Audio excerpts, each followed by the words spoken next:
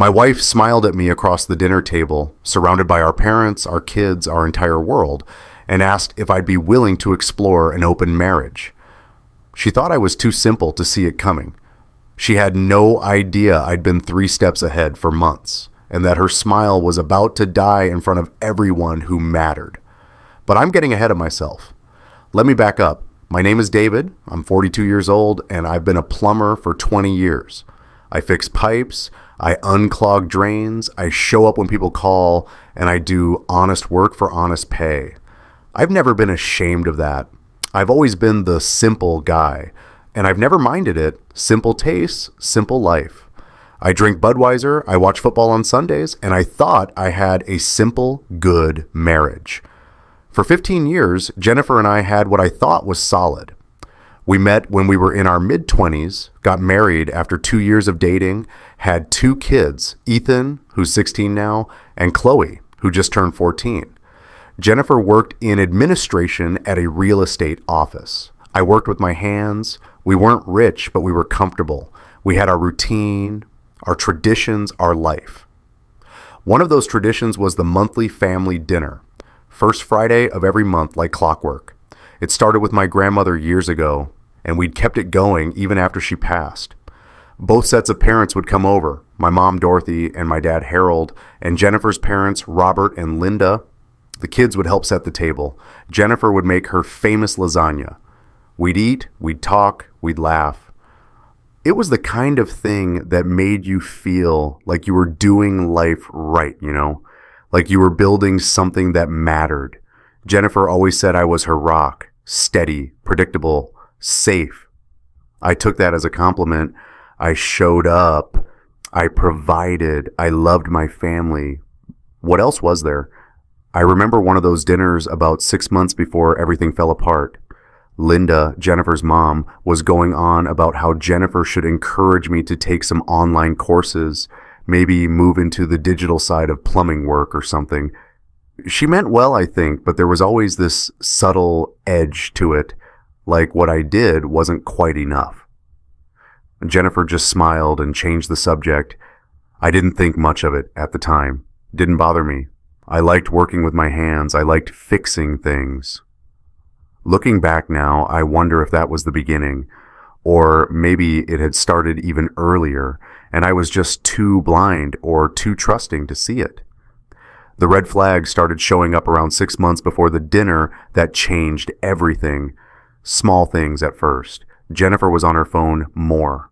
A lot more.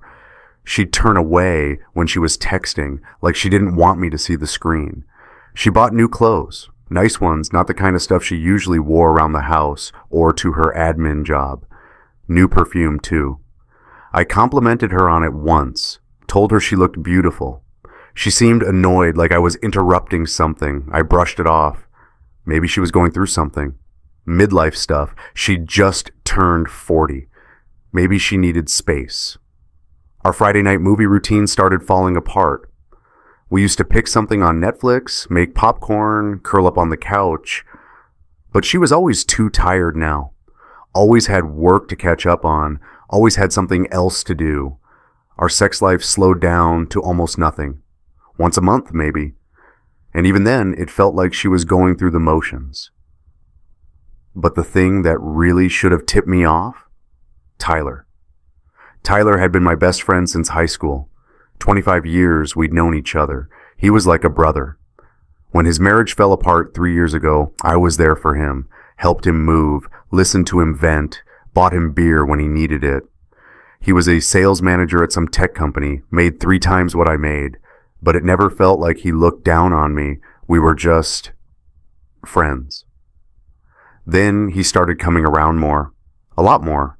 Jennifer's work computer was having issues, and Tyler offered to help fix it.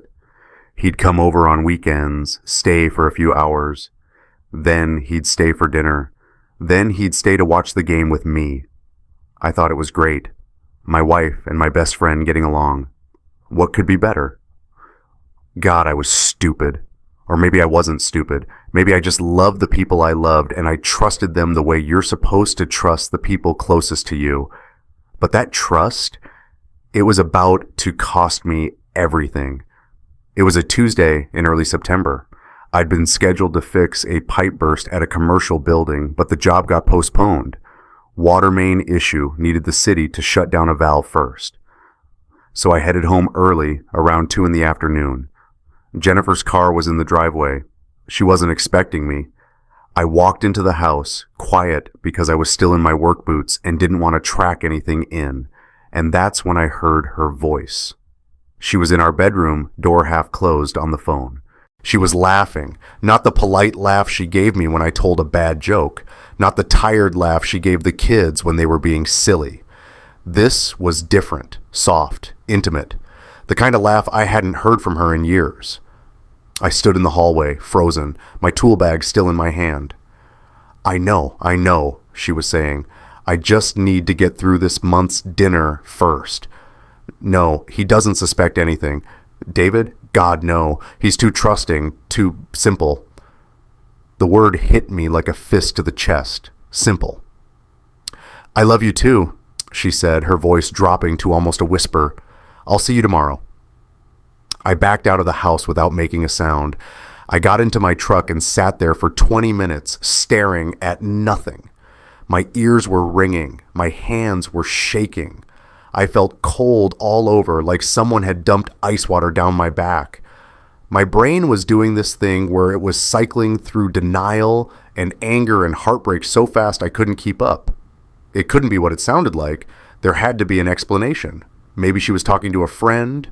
Maybe it was a coworker. Maybe I'd misheard, but I hadn't misheard, and deep down, I knew it. That night, after Jennifer had gone to bed, I did something I'd never done in 15 years of marriage.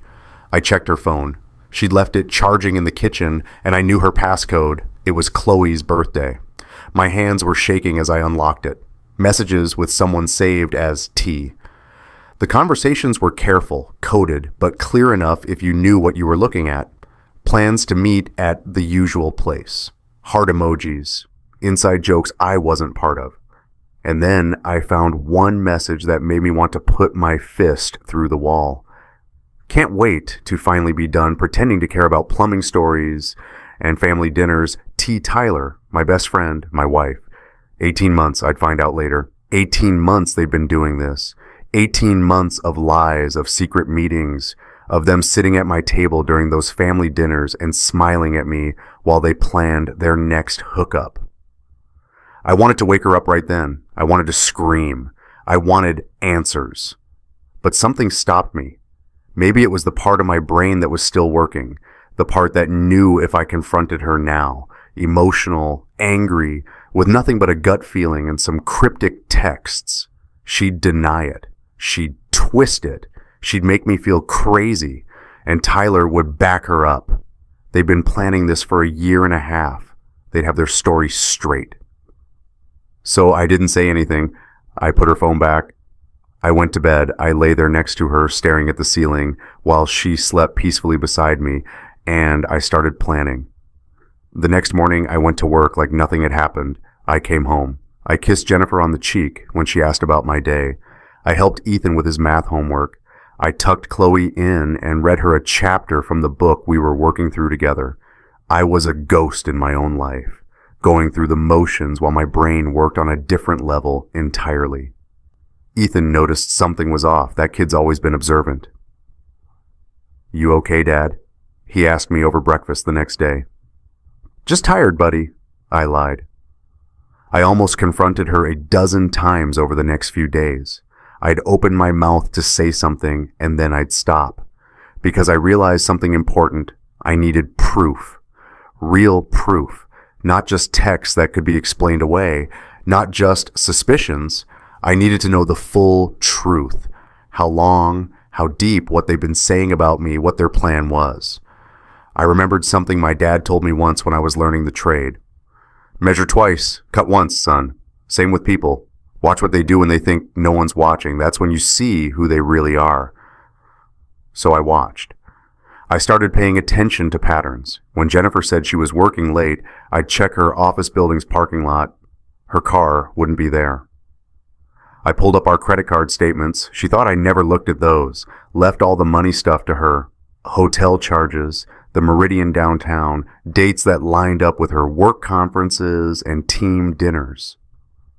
I found a receipt in her purse from a restaurant we'd never been to together. It was dated on our anniversary.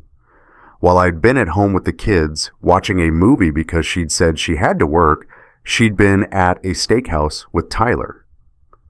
The evidence piled up. Photos on her phone she'd thought she deleted. I found them in the recently deleted folder. Her and Tyler at places I'd never been, smiling, happy, looking at each other the way she used to look at me. But I needed more. I needed them in their own words. It was early October when I overheard another phone call. Jennifer was in the garage, thought I was in the shower. I'd gotten out early, heard her voice through the door. "I'm thinking I'll just ask for an open marriage," she was saying. "He'll probably agree. He does whatever I want anyway." There was a pause. Tyler's voice must have been asking something because Jennifer laughed. "And if he doesn't, then I file. But this way, I don't look like the bad guy to the kids or our families. I can say we tried something progressive, it didn't work, but at least I was honest about my needs, right?" My blood went cold. She was going to weaponize our family dinner. She was going to stand there in front of my parents, her parents, our kids, and propose an open marriage to make herself look enlightened and make me look like the narrow-minded husband who couldn't keep up with her emotional evolution. And when I said no, because of course I'd say no, she'd get to play the victim. Poor Jennifer, stuck with traditional David who won't let her grow. The kids would think it was my fault. Our parents would pity her. She'd file for divorce, looking like the reasonable one, and I'd be the rigid, boring plumber who drove his wife away. It was brilliant, really. Cruel, but brilliant. That's when I knew I couldn't just confront her. I had to let her expose herself. I did some research. Turns out, in our state, we have single-party consent laws for recording conversations. As long as one person in the conversation knows they're being recorded, it's legal. I went on Amazon and bought a small voice-activated recorder. Cost me $45. Tested it in my truck. The quality was clear. 3 days later, I planted it in Jennifer's car, clipped under the passenger seat. She and Tyler talked in that car a lot, I'd noticed. More private than texting, more intimate than public places. I waited 3 days, then retrieved it. 4 hours of audio total. I listened to it alone in my truck, parked at a job site during my lunch break. The first hour was boring stuff, phone calls with coworkers, singing along to the radio. Then I heard Tyler's voice getting into the car. "Hey, beautiful." "Hey, yourself." I fast-forwarded through the parts I couldn't bear to hear. Kissing, movement, sounds that made my stomach turn. I couldn't do it. I just couldn't. But then that's when I found gold. God, I needed that. Jennifer said, breathless. "Me too. I can't believe we have to wait another week." "I know. These family dinners are killing me." Tyler laughed. "How much longer are you going to keep doing those?" "Not much longer. I'm planning to drop the bomb at the next one, early December." "The open marriage thing?" "Yep. I've been practicing how I'm going to say it.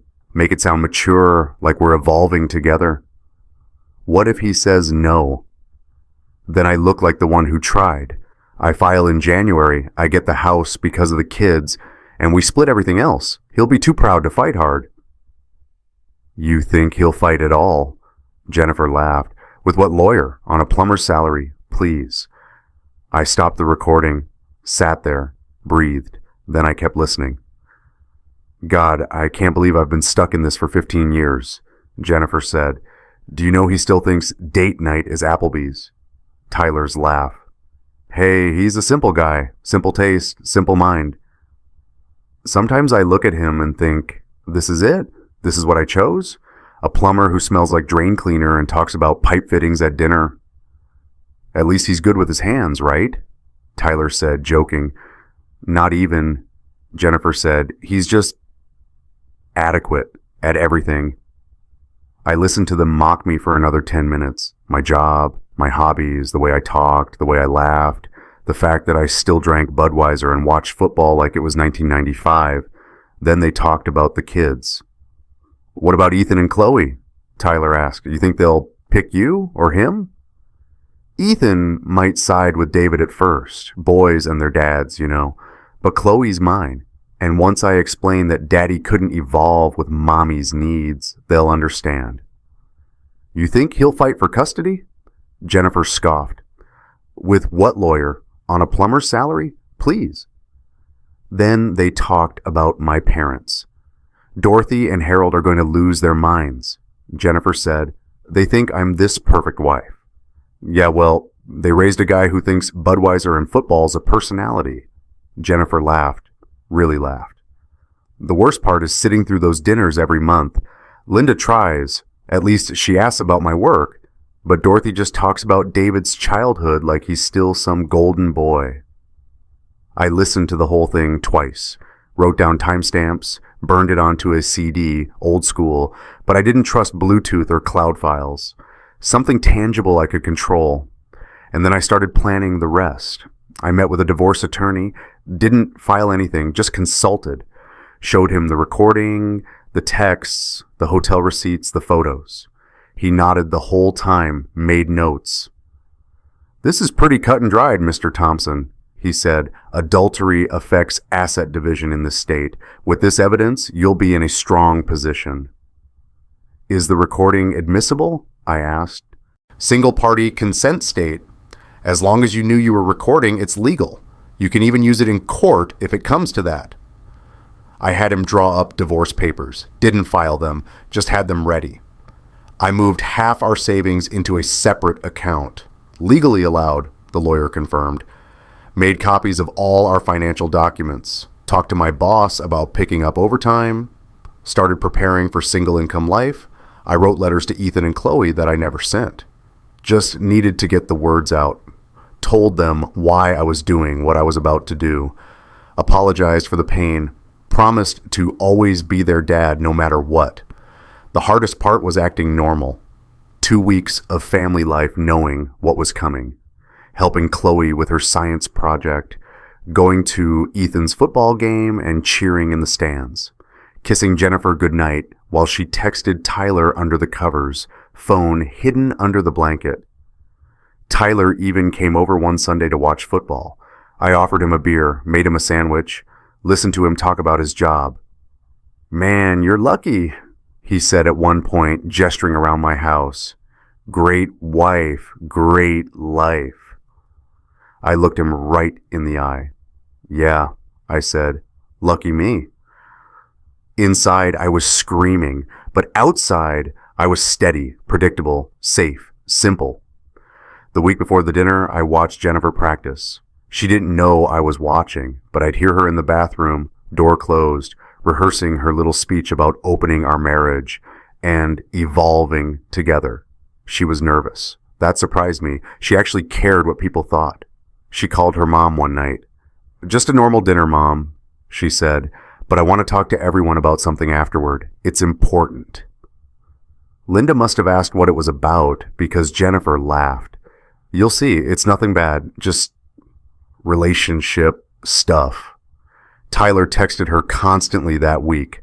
I saw the messages lighting up her phone, coaching her. Remember, frame it as exploring together, not I'm done with you. Jennifer replied, I know, I've got this. Chloe noticed her mom was acting weird. Is Mom okay? She asked me Wednesday night. I don't know, sweetheart, I said, honest answer. That's a weird thing to say, Dad.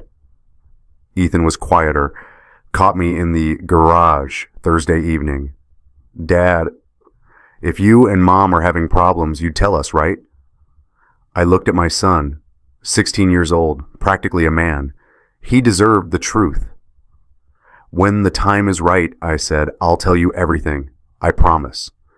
The night before the dinner, I couldn't sleep. I went through the folder on my laptop one more time. Screenshots, photos, the recording, tested again to make sure it worked. I listened to Jennifer and Tyler's voices one more time, talking about how simple I was, how boring, how easy to manipulate, and I thought about backing out. I really did. Maybe I should just file quietly. Maybe I should protect the kids from this. Maybe public humiliation was a bridge too far, but then I remembered what she was planning to do. She was going to blindside everyone. She was going to make me look like the villain. She was going to use our family dinner, my grandmother's tradition, the thing I love most, as a weapon against me. If she was going to destroy our family at that table, at least it would be with the truth. The morning of the dinner, I woke up early, helped Jennifer set up like I always did, arranged chairs, set the table, tested the speaker system in the living room while she was in the shower. The speakers I'd installed last year, the ones connected to the CD player in the entertainment center. The CD was ready. The remote was in my pocket. My marriage was already over. Now I just had to make sure everyone knew whose fault it was. At 6 o'clock, the doorbell rang. My parents arrived first. Mom had brought her potato salad. Dad shook my hand, asked how work was going. They had no idea what was about to happen. None of them did. Robert and Linda arrived next. Linda kissed Jennifer on the cheek, complimented her dress. Robert shook my hand with that firm, professional grip he always used. He'd been a banker before he retired, and he still carried himself like one. Ethan and Chloe set the table while Jennifer pulled the lasagna out of the oven. The smell filled the house. Garlic bread, red sauce, the same smells that had meant safety and family for years. We sat down, said grace, my dad's tradition, started eating. Conversation flowed like it always did. Mom asked Chloe about her dance recital next month. Dad talked to Ethan about football, wanted to know if the team had a shot at regionals. Linda asked Jennifer about work. Robert told a story about a trip he and Linda were planning to Arizona. Normal, comfortable, safe. I watched Jennifer across the table. She barely touched her food. She kept glancing at the clock on the wall. At 7:15, she cleared her throat. Actually, she said, before we have dessert, David and I wanted to talk to everyone about something. Everyone looked up. Forks paused. My mom smiled, curious.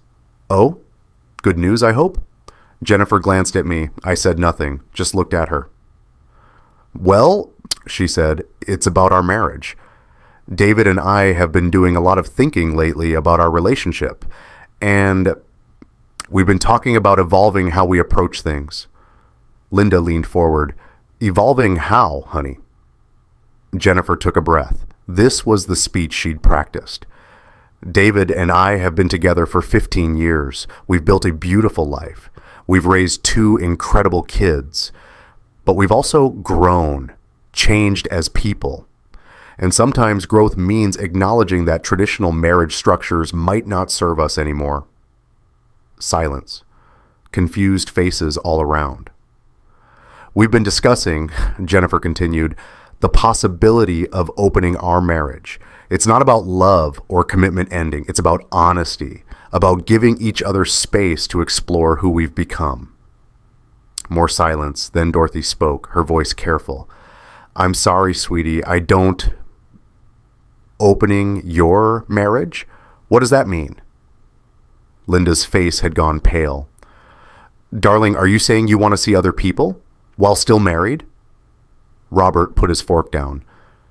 Is this some kind of modern therapy approach? Chloe's voice cracked. Wait, you want to date other people while you're married to Dad? Ethan said nothing, just stared at his plate, jaw tight. Jennifer rushed on, trying to regain control. I know it sounds unconventional, but there are lots of couples who... Dorothy interrupted, turning to me. David, what do you think about this?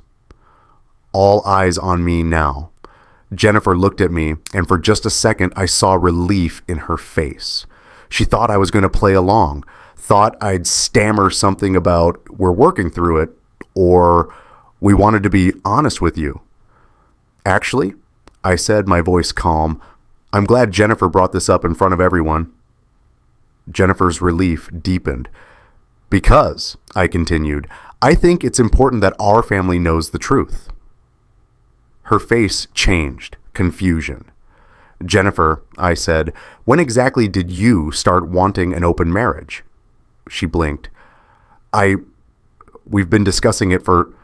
Have we? I interrupted, because I don't remember any discussions. I remember you practicing a speech in the bathroom. I remember you texting Tyler about how to frame this, but I don't remember us actually talking about it. The table went still. Linda's voice was sharp. Tyler Brennan? I nodded, my eyes still on Jennifer. Let me ask you something, Jen. When you say you want honesty in our marriage, do you mean the kind of honesty where you tell your husband you've been sleeping with his best friend for 18 months? The room exploded. What? Dorothy's hand flew to her mouth. David, what are you... Harold started. Jennifer? Linda's voice was shrill. Ethan's chair scraped back as he stood up. Chloe started crying immediately, hands over her face. Jennifer's face went white. David, what are you talking about? That's insane. I would never... She looked at her parents, desperate. Mom, Dad, I don't know what he... Jennifer, I said, and my voice cut through the chaos like a knife. I know about Tyler. I've known for 3 months. I pulled the CD remote from my pocket, set it on the table. I have hotel receipts, I have text messages, I have photos of you two together. You've been spying on me? Her voice was rising, defensive. No, I said, I've been paying attention, finally. Harold leaned forward. Son, what are you saying? I looked at my father.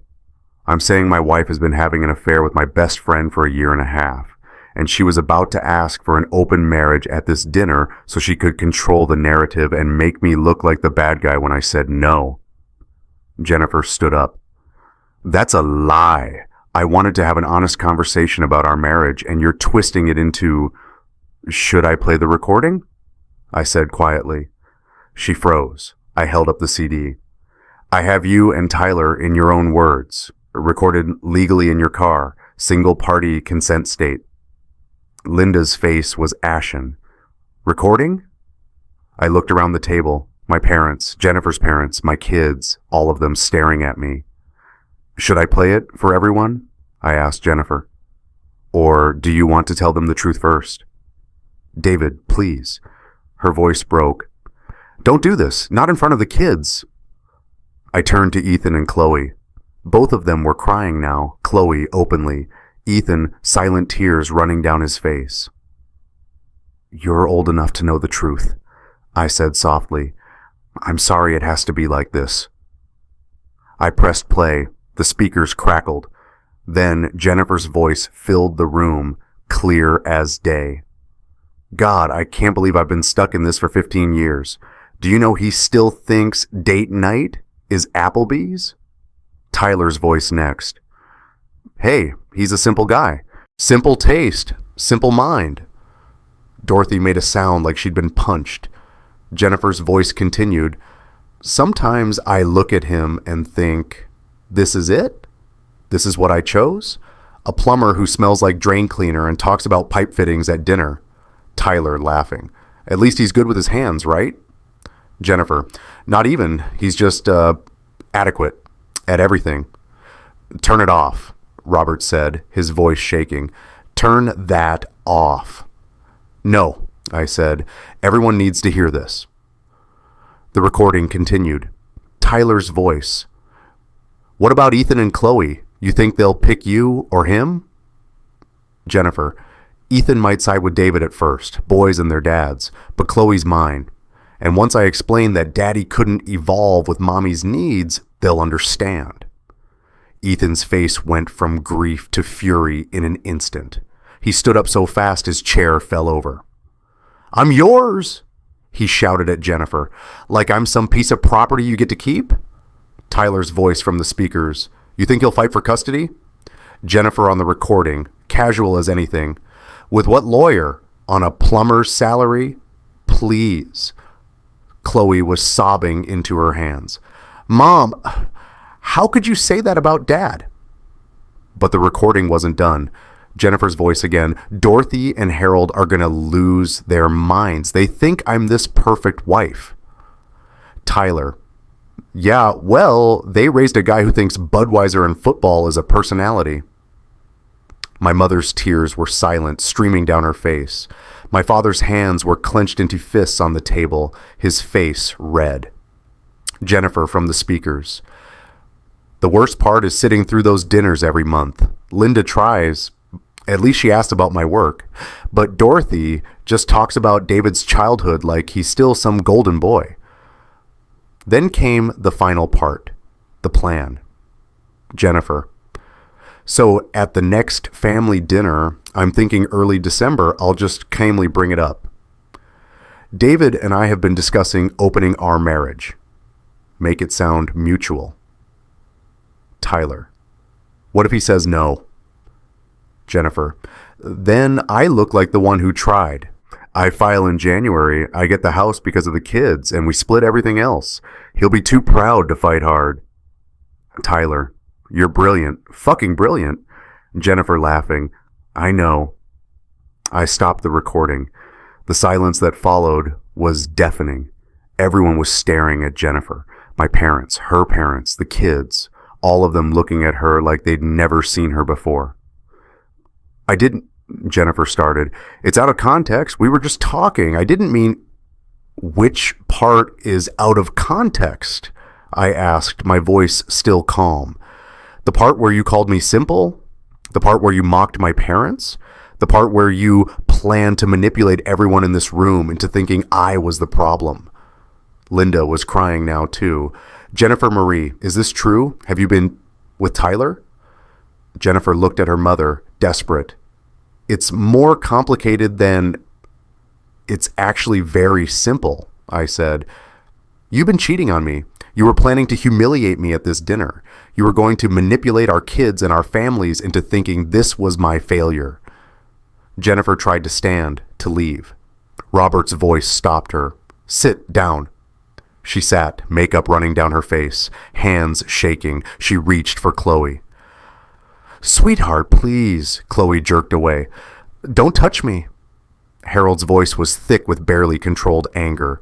David, what do you need from us? I need everyone to go home, I said quietly. I need to talk to my kids. Linda stood, still crying.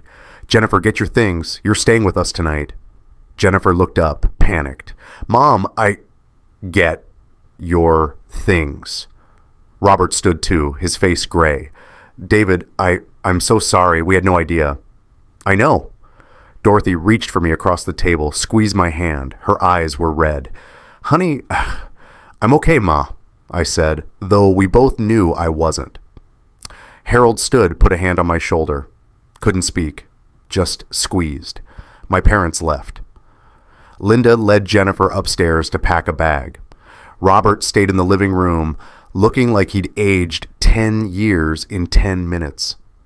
When Jennifer came back down with her bag, she tried one more time. David, I'm sorry. I know I screwed up, but we can.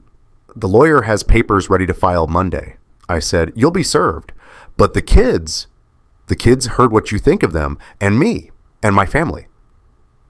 She looked at me, really looked at me, and I saw it finally dawn on her. This was over. No negotiation, no second chances. Linda took Jennifer's arm and led her out. Jennifer looked back once from the doorway. I'd been with this woman for 17 years, married for 15, had 2 children with her, built a life with her. My face was stone. Robert followed them out, pausing only to say, David, if there's anything you need, thank you, I said. The door closed. The house was quiet, except for Chloe's muffled crying upstairs. I sat on the couch, put my head in my hands, tried to breathe. Footsteps on the stairs. Ethan. He sat next to me, stiff and angry. Why didn't you tell us sooner? He asked. I needed proof, I said. I needed you to hear the truth, not her version. Are you getting divorced? Yes.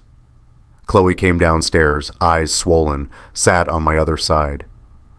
Do we have to see her? She asked quietly. I put my arm around her. She's still your mom, but that's your choice. Always your choice. We sat there for a long time, my kids and me, what was left of our family. Eventually they went to bed. I stayed on the couch, staring at the empty chair where Jennifer had sat just hours ago, and I let myself cry. Not for her, not for us, for the version of our family that could have been, for the lies, for the time I'd lost, for everything. The next morning I woke up on that couch. My back hurt, my eyes were swollen. My kids were quiet at breakfast. "Did you sleep?" Chloe asked. "A little." Ethan pushed his cereal around his bowl. "What happens now?" "I file for divorce. We figure out the new normal. We keep going." My phone was full of messages. My mom asking how we were. Tyler, I blocked his number without reading. Jennifer's texts alternated between apologetic and angry.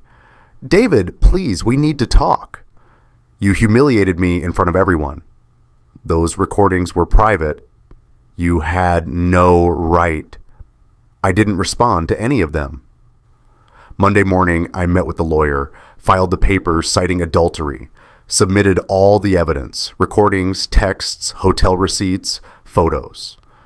"This is open and shut," the lawyer said. "You'll get favorable terms." "I just want it done," I said. Word spread fast in our town. Small place. Everyone knew everyone. Tyler lost friends. Our mutual circle sided with me. One of my buddies from work, a guy named Marcus, came by with beer and pizza. "Man," he said, "I always thought she was cold. You deserve better." Jennifer's parents were mortified. Linda called once, crying, apologizing. Robert sent a text. "We're ashamed of what she did. You didn't deserve this." The hardest part was the next 2 weeks. The silence in the house. The kids walking on eggshells. Chloe crying in her room some nights. Ethan angry and quiet. I started seeing a therapist. Wasn't my idea. Dorothy suggested it, and she was right. "Why do you think you chose to do it that way?" the therapist asked in our second session. "Playing the recording in front of everyone?" "Because she was going to control the story," I said. "I needed the truth out there." "And how do you feel now?" I thought about it. Relieved, angry, sad, guilty. Guilty. The kids didn't deserve to hear their mom like that. But did they deserve to be manipulated into believing a lie? No. "You did what you thought was right, David. Now you deal with the consequences, good and bad." And that was the thing. The recording, the reveal, all of it. It felt good in the moment. It felt like justice. But it didn't erase the pain. It didn't make me love her less. And that residual feeling hurt more than I wanted to admit. And it created new pain. The kids' trauma, my own guilt about the way I'd done it. But I didn't regret it. I regret that it had to happen at all. I regret that the woman I loved turned into someone I didn't recognize. But exposing her? No. She was planning to weaponize that dinner. I just made sure the weapon was the truth instead of lies. 3 months later, the divorce was finalized. Settlement was heavily in my favor. Adultery affected the division in our state. I kept the house, joint custody, but the kids chose to stay with me most of the time. Jennifer got visitation, Thursday evenings and every other weekend. Her relationship with the kids was strained. Ethan barely spoke to her. Chloe was trying, but it was hard. I heard through my mom that Jennifer was living in an apartment across town, that she'd lost several friendships, that Tyler had broken up with her about 4 weeks after the dinner, couldn't handle the social fallout apparently. When Mom told me that, I waited to feel satisfaction, waited for the schadenfreude, but I felt nothing, just distance, like she was someone I used to know. My life started rebuilding itself in small ways. I kept working, still a plumber, still fixing pipes and unclogging drains. But I took pride in it now in a way I hadn't before. No shame. This was honest work. I was good at it. My relationship with my kids got deeper. Ethan and I started running together in the mornings. He'd open up on those runs, talk about school, about girls he liked, about football. One morning he said, "Dad, I'm proud of how you handled everything." I looked over at him, surprised. "Even the hard parts?" "Especially the hard parts. You didn't let her lie to us." That meant more to me than I could say. Chloe warmed back up slowly. One Saturday afternoon, she asked me to teach her how to fix a leaky faucet. We spent an hour in the bathroom together, her handing me tools, me explaining how everything connected. "Dad," she said as we were cleaning up. "Yeah, sweetheart? I think you're enough." I had to turn away so she wouldn't see me tear up. I joined a woodworking class at the community center, something I'd always wanted to try but never had time for. Made a few friends there, people who didn't know my story, didn't pity me, just appreciated a good joke and a cold beer after class. 6 months after the divorce, I hosted my first family dinner again. Small this time, just Harold, Dorothy, Ethan, Chloe. We ate pot roast instead of lasagna. New traditions. "It's nice to have this back," Mom said quietly. "Yeah," I said, "it is."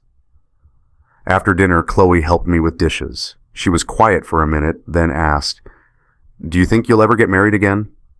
I dried a plate, thought about it. "I don't know. Maybe, if I meet someone who fits." What would fits mean? Someone who sees me, really sees me, not as simple or complicated, just as enough. She smiled. "I think you're enough, Dad." "Thanks, sweetheart." That night, after everyone left, I sat in the quiet house. Thought about the man I used to be, trusting, maybe too trusting. Thought about the man I'd become during those 3 months of planning. Strategic, hurt, maybe too guarded. Thought about the man I was trying to be now, somewhere in between. I don't regret what I did. Jennifer made her choices, Tyler made his, I made mine. But if I could go back and prevent it all, the affair, the lies, the pain, I would. Not for her, for me, for my kids, for the version of our family that could have been. But we don't get that choice. We only get what we do with what's left. I pulled out an old photo one night, family picture from 5 years ago. Jennifer smiling, kids young and happy, me with my arm around all of them. I looked at it for a long time. Then I put it in a drawer. Not thrown away, not displayed, just stored. I'm still the simple guy. I still fix pipes. I still drink Budweiser. I still watch football on Sundays. I still love my kids more than anything in the world. But now I know something I didn't before. Simple doesn't mean powerless. Simple doesn't mean stupid. Sometimes the simplest move is the strongest one, telling the truth and walking away. Jennifer wanted an open marriage. She got something better, an open door. And I walked through it without looking back.